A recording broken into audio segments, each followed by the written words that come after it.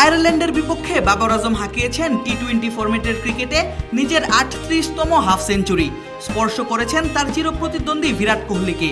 যৌথভাবে আছেন শর্ট ফরম্যাটের ক্রিকেটে সর্বোচ্চ হাফ সেঞ্চুরি হাঁকানো প্লেয়ারের তালিকার শীর্ষে। তারপরেও গত 10ই মে তারিখের ম্যাচের পর সামাজিক যোগাযোগ মাধ্যমে চলছে বাবর আজমকে নিয়ে ট্রলের বন্যা।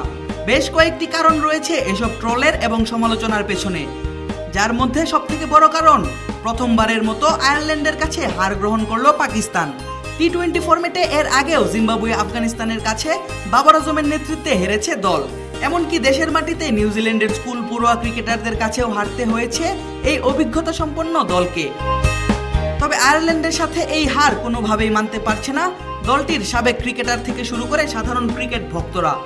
পাকিস্তান জাতীয় দলের সাবেক বোলার এবং প্রধান কোচ ওয়াকার ইউনিস যেন বিশ্বাসই করতে পারছেন না নিজের জুনিয়রদের এমন খেলা।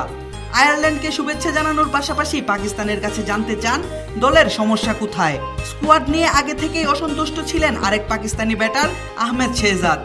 এই ম্যাচের পরেও তিনি ফেসবুক পোস্টে নিজের মতামত জানাতে গিয়ে পরামর্শ দিলেন বেঞ্চের শক্তিমত্তা যাচাই করতে। ওয়ালটন ফ্রিজ কিনে অনেকের মতো আপনিও হয়ে যেতে পারেন মিলেনিয়াল, সেরা পণ্যের সেরা অফার।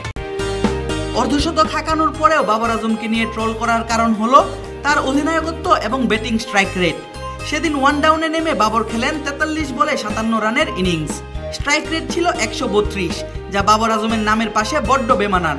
বিশেষ করে প্রতিপক্ষ দল যখন আয়ারল্যান্ড এবং উইকেট খুবই ফ্ল্যাট, তখন বাবরের মতো বিশ্বের অন্যতম সেরা ব্যাটারের কাছ থেকে মানুষের চাহিদাও থাকে বেশি। তবে সেই চাহিদার যথাযথ মূল্যায়ন করতে পারেননি টি-20 র্যাঙ্কিংয়ে নাম্বার 4-এ থাকা এই ব্যাটার। শুধু বাবর আজম নয়, ভক্তদের আশা পূরণ করতে পারেননি দলের কেউই। র্যাঙ্কিংয়ে বাবরের উপরে তৃতীয় স্থানে রয়েছে আরেক Pakistani wicket keeper batter Mohammad Rizwan. 4 বলে মাত্র 1 রান করেই সাজঘরে ফেরেন তিনি। মিডল অর্ডারের 2 ব্যাটার আজম খান এবং শাদাব খান দুজনেই আউট হন রানের খাতা খোলার আগেই। বোলিংয়ে আব্বাস খান 2 উইকেট তুলে নিলেও শাহিন, ইমাদ এবং নাসিম পেয়েছেন 1টি করে উইকেট। ব্যাটিংয়ের পর বোলিংয়েও ব্যর্থ শাদাব 4 ওভারে কোনো উইকেট না নিয়েও দিয়েছেন 13.5 গড়ে 54 রান। আসন্ন বিশ্বকাপে ভারত, আমেরিকা এবং কানাডার সাথে পাকিস্তানের গ্রুপে রয়েছে আয়ারল্যান্ড। অনেকে ধরে রেখেছেন আয়ারল্যান্ডের সাথে সহজ জয়ই পাবে পাকিস্তান। তবে 5 উইকেটে হেরে যাওয়ায় নতুন চিন্তার ভাঁজ পড়ল পাক ক্রিকেট ভক্তদের কপালে। আদিব আশরাফ, ক্রিক ফ্রেন্জি।